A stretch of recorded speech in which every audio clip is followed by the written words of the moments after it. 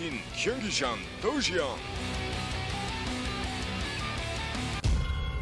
All right, guys, here we are on the map Daybreak, and leading off for the Team Prime, it is AnnYeong, our red Zerg player, and down at the bottom, in the blue, playing Protoss for the Team StarTale, an up-and-coming talent. He is not a lion, or a minx, or a lynx, or a cougar. It is Tiger. That is correct. That's right. Lions and tigers and bears, oh my. That's right. There's nobody really named Bear, you know? That's true. Or Lion. Maybe I mean, that should be my Smurf now. Bear? Bear. Well, now people know, so it's not going to work. Oh, damn it, you're right. I don't tell people my Smurf IDs, man. I'll just put some sort of crazy clan tag before it or something like that. So there you go. BEG Bear. Like, That's, who is this guy? This right. Gosu Platinum Protoss player they picked up. So good, man. He's dangerous. That's true. Looks like it's either going to be a Nexus first or a Forge expand from Tiger. Not too surprising on this map. Of course, it is a quite large map. If you're new to watching some of this, well, first of all, welcome. And second of all, Daybreak is a pretty big map. It's a two-player map, so both players know where each other start out. But it's big enough that you don't really generally need to worry about any sort of really early cheesy rushes like you maybe would on some of the smaller maps we've had in the past. Well, let's see. I mean, Protoss players have, I mean, it seems like 80% of the games I've seen recently have just been putting down their Nexus first. And no real surprise out of AnnYeong. He is going to put down a spawning pool. Doesn't want to deal with any shenanigans. It is natural. Yep. Wants to stay safe. Yeah, it's kind of interesting in this match that that Zerg doesn't have the ability to expand as aggressively as Protoss in the first few minutes of the game. Because, as you can see, we are going to see a Nexus first from Tiger. And AnnYeong.Prime, like any good Zerg didn't go hatch first. He did go pool first instead, just because you need to do that as Zerg to stay safe. Cannons just provide too much of an early advantage for Protoss otherwise. I've got to say, I know these guys have perfect positioning on their buildings, but it freaks me out to think about putting a pylon 1 hex away from where your Nexus is going to be. I would just be afraid. I have seen in pro games where players have tried to do that, and they end up blocking their own expansion. You don't want to San Zenith it or anything like that? Oh, no. Man Zenith. Yep. So there's the Forge as we saw going up, and in the meantime it looks like some more droning, some Queens on the way from AnnYeong.Prime as well. No gas yet, so I'd say there's a fairly good chance that he's going to go for that really fast third hatchery before gas. It's been very, very popular in Korea right now, and it just leads into having a really good economy, and from there you can choose a number of different tech paths. So I wouldn't be surprised at all to see our Zerg player do that. All right. Well, AnnYeong will show his hand in just a bit. Tiger, on the other hand, he does have, another hatchery actually coming up for AnnYeong. Down to the bottom right-hand corner. Looks like this probe is going to pick up on it, though, so no real surprise. He'll have perfect timing of it, but that's as standard can be. Yeah, the days where Protoss are surprised by that are long past at this point. Everybody scouts for it now just to make sure. I mean, if you don't see gas, of course, you want to send the probe down there to check it out, and that's exactly what we saw Tiger do here. Looks like he's just making that wall a little bit bigger by adding on the cybernetics core. He doesn't want to allow too much room for Zerglings to run through. Just a little bit of room for Zerglings to run through, you know? Yep. He's like, well, I can handle a few Zerglings, but not that many, you know. I mean, I'm not that big of a Zergling fan. Photon Cannon is relishing the opportunity for some Zergling kills there. That's right. Photon Cannon is thirsting for blood. He is, like, I wish I could move. They're vicious. There's a reason they're in the ground. You don't want them to get out. Cold-blooded killers. Well, maybe someday they'll put in those phase cannons they were talking about in the alpha for StarCraft 2. Alpha or beta. Hey, man, I'm just now as someone who's been playing Protoss, not going to get himself the bloodthirsty Photon Cannon. Taunted now by the Zergling. His thirst is not sated, unfortunately. Yep. Oh, it's like the Zealot gets all the action, man. Yes, he does. As Zealots are wont to do. But that's right. Zergling trying to back away. Let's take a look now. Oh, actually, you see that? It is a Twilight Council. I do. Yeah, look at that coming up. Quick Twilight Council, and you know, he has been building up a lot of gas. I would not be surprised at all to see something like DTs in this matchup. There's a chance that when Zergs do this 3-hatch opening, that they skip on the Evo chamber for a little while. Usually, they put it down about the same time that they get the Roach Warren in their lair, but we'll see if Tiger is deciding to maybe gamble, and there it is, a Dark Shrine. So yeah, he's going to try to get some DTs in there and do some damage. before AnnYeong's prepared for it? I want to say it was a Team Arena match where I actually saw Tiger on this very map do just this build. So okay. Not surprised to see him doing that one bit. That Dark Shrine going to be finished in a little while. AnnYeong, on the other hand, of course, is putting up his Roach Swarm, but does not have an Evolution Chamber yet. There it is, though, starting shortly thereafter. Probably see the lair pretty soon as well. That tends to be the basic kind of plan for Zergs with this opening is you get your Roach Swarm, your Evo Chamber, and your lair in some order. It's not, you know, one before the other. Oh, look at this. Some Zealots even putting on some pressure at the third. Yeah, I mean, maybe once he convinces his opponent that it's not going to be DTs, but we certainly know that it is. Oh, wow. Warp Gate technology is done. Did you see that probe actually just dropped a pylon there right outside his natural? That is one brave probe, man. Yeah, no kidding. So that probe's going to die, and that is actually perfect positioning there. On the pylon, it can actually warp into the high ground, straight into the main as well. Our next few Zealots are coming up.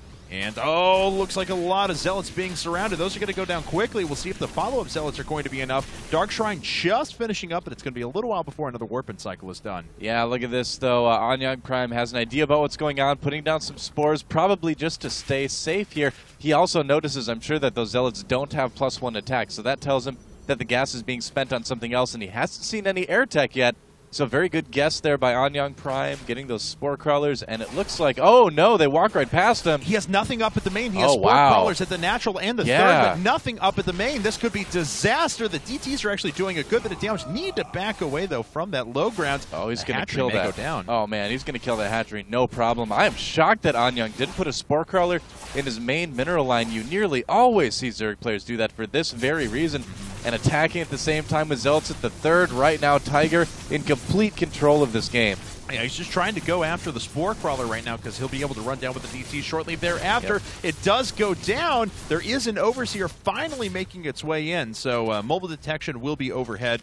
And we'll see what StarTale Tiger wants to do to follow this up. But he kills the Evolution Chamber as well. Yeah, no kidding. And that's just going to make it really, really easy for him to, well, I suppose with the Overseer there it might be a little bit harder, but might be able to cause a bit more damage before he loses these DTs. Nope, looks like that's going to be about it. They certainly do tear through Zerglings, though. Yes, they do, as a matter of fact. And it was fortunate for AnnYeong that he had this protected layer down here at the natural. Had that been over at the main like normal, that would have been disastrous. Yeah, well, you know, for a while you saw Zergs only making their lair at their natural. It was very, very popular to do that. And then it kind of fell out of style because of certain timing attacks that would come in and just kind of focus on killing that lair. But in that case, AnnYeong made a great decision by putting it there. Maybe a little bit worried about some sort of Warp Prism aggression because, again, you know, just from what he had seen so far, he had it narrowed down to a few things. And he's actually investing in tech after this as well. Tiger's got to watch out letting his minerals run a little bit rampant as he is very, very supply blocked now. He had to spam out 3 pylons at the same time there. Those are now finished. Blink is on the way along with +1. No Warpins quite yet. There we go. Actually, a couple of sentries right away, so really burning, through that gas. Well, it looks like he wants to just possibly expand off of this. That's a big army, yeah, but it looks like he is going to expand, and then he'll be in a good position to maybe make some sort of aggressive move at the third base, possibly. He'll have 6 gate, he'll have blink. Might wait till +2 as usual, although the timing is a little bit weirder for that, but we'll see. Yeah, it looks like he might move out here, try to do some damage.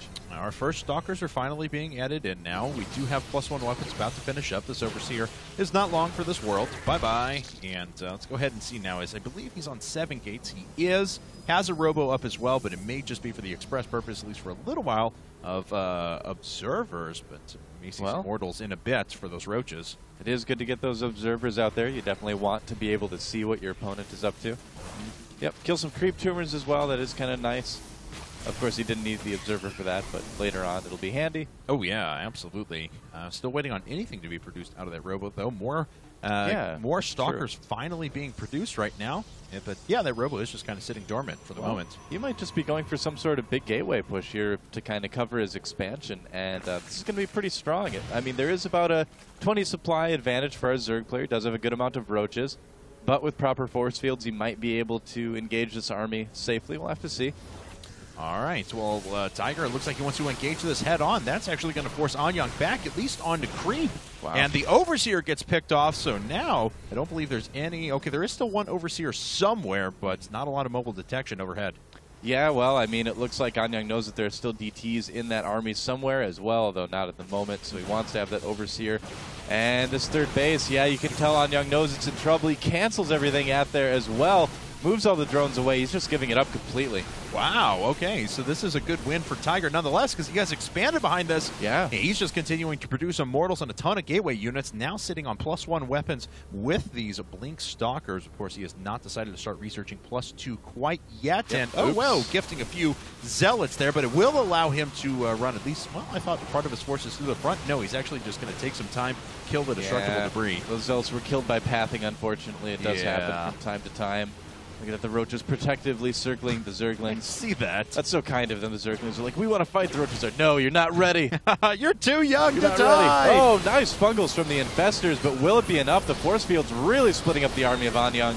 Yeah, and you actually talked about circling in those Zerglings. Well, look at that. They're all sitting at the back now. They can't do a lick of damage, so Tiger is going to be able to push through and kill the front line of Roaches very effectively. More units trying to cycle in now with a couple more Infestors. They have wasted most of their energy, and these reinforcements for Tiger are so good. Well, unless I'm mistaken, too, AnnYeong's Zergling speed didn't kick in until right now as well, so he's a little bit late on that at the same time. And yeah, Blink Stalkers are going to handle this very, very easily. I've got a feeling it's a lot of Roaches, but I don't know. I may have to change my mind here. That is a lot of Roaches. It is a lot of Roaches. Hey, Friendly Immortal shows up now, and 6 range Immortals are just death to Roaches. And it looks like the war is slowly going to be to be won. And yeah, those Roaches really aren't doing anything. Roaches I'm sorry, Roaches. Drones are pulled off the line, but they're actually not killing anything yet. They're just hanging out behind the Roaches for now. Yeah, I think it's just too many Stalkers for AnnYeong to handle. It was pretty close, but in the end, just not quite enough. Infestor headbutts don't do a lot of damage, unfortunately, so I think we're going to see a GG pretty soon here from our Zerg player. What a cool game out of Tiger, though. Maybe not the cleanest, but a very effective brand of PvZ, and it worked out very well for him on this map. Yeah, well, he took advantage of the later Evolution Chamber timing that you see a lot of times in this opening from Zerg, and this is going to be something that Zergs are going to need to kind of consider on this map in the future, you know? Yeah. When you do that 3 hatch, you do get the Evo Chamber a little bit slower. And that results in a GG this time for AnnYeong.Prime. Yeah. StarTale going up 1 game already in this winner's round semifinal.